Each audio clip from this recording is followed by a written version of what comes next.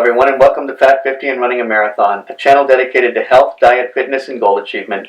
I'm your humble host, Topher, and I hope you'll like this video, subscribe to the channel, and most importantly, share your thoughts, opinions, and relatable stories in the comments section. This is the Thick or Thin Thursday video for Halloween. This channel reflects my failure to achieve a goal. This video series reflects what I'm learning from that failure.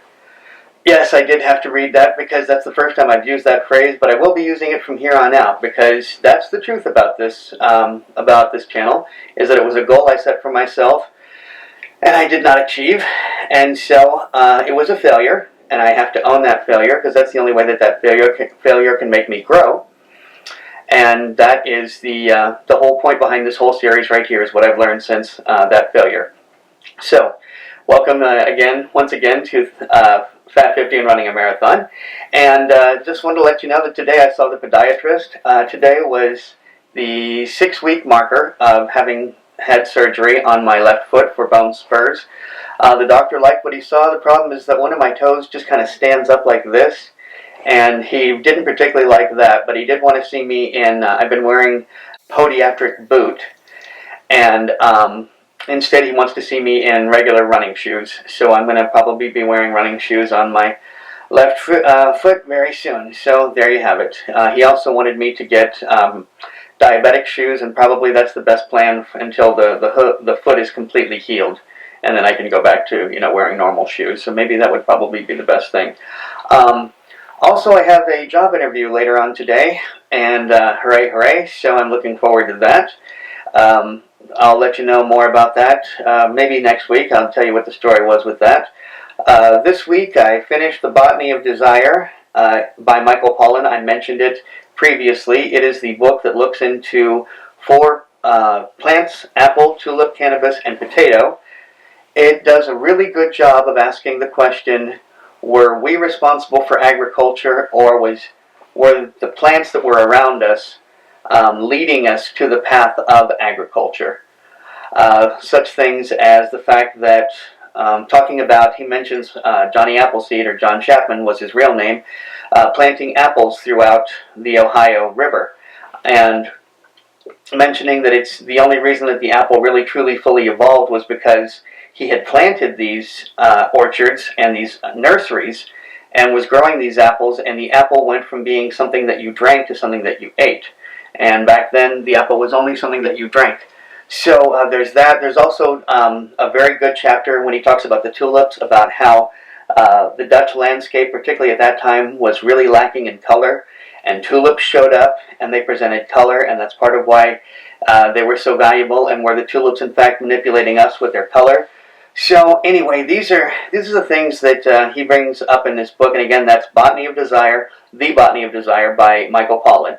And that's what I learned from that book.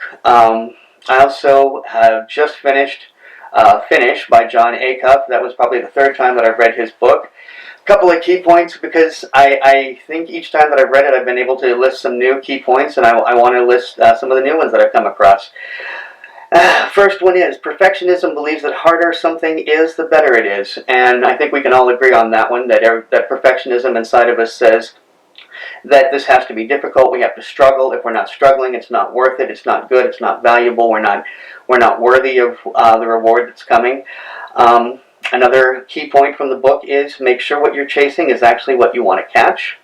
And I think a lot of us sometimes need to look at our goals, reprioritize them, consider whether these goals are still what we really want, or why we wanted them in the first place, and reevaluate why we were going after such goals.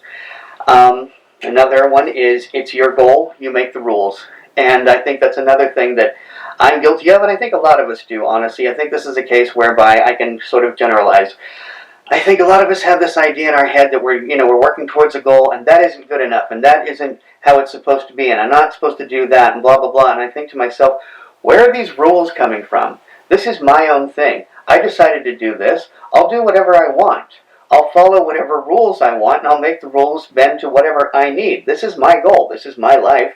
I'm doing this, but there's this internal voice that a lot of us have in our head that says, you're not doing this right, you're not doing that right, blah, blah, blah. Hey, I'm doing it. That's what matters. That's ultimately what matters.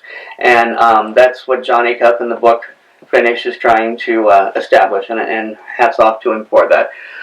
Sorry guys, I know this is very annoying, but if I don't do this, and Nancy is having difficulty creating segments, but if I don't do that, I'm not going to be able to get down, and I'm not going to be able to get everything on here that I want to talk about.